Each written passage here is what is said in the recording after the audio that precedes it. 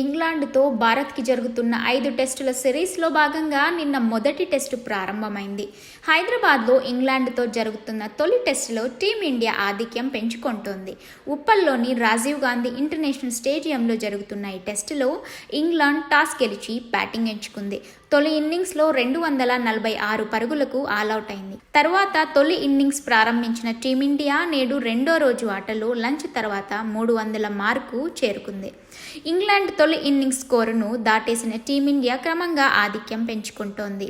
Captain Rohit Sharma 24, Shubman Gill 23, Shreyas Iyer 35 పరుగులు చేశారు. ప్రస్తుతం టీమిండియా స్కోరు 71 ఓవర్లలో 5 వికెట్లకు 300 పరుగులు కాగా ఇంగ్లాండ్పై 54 పరుగుల ఆధిక్యంలో ఉంది.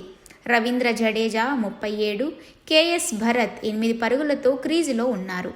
ఇంగ్లాండ్ బౌలర్లలో Tom Hartley 2, Jack Leach 1, Joe Root 1, Rehan Ahmed 1 wicket తీశారు. ఇవాల్టి ఆట మొత్తంలో కేఎల్ రాహుల్ ఇన్నింగ్స్ హైలైట్ అని చెప్పాలి. ఈ మ్యాచ్లో స్పెషలిస్ట్ బ్యాట్స్మెన్గా ఆడుతున్న రాహుల్ 123 బంతుల్లో 8 ఫోర్లు, 2 సిక్స్లతో 86 పరుగులు చేశాడు.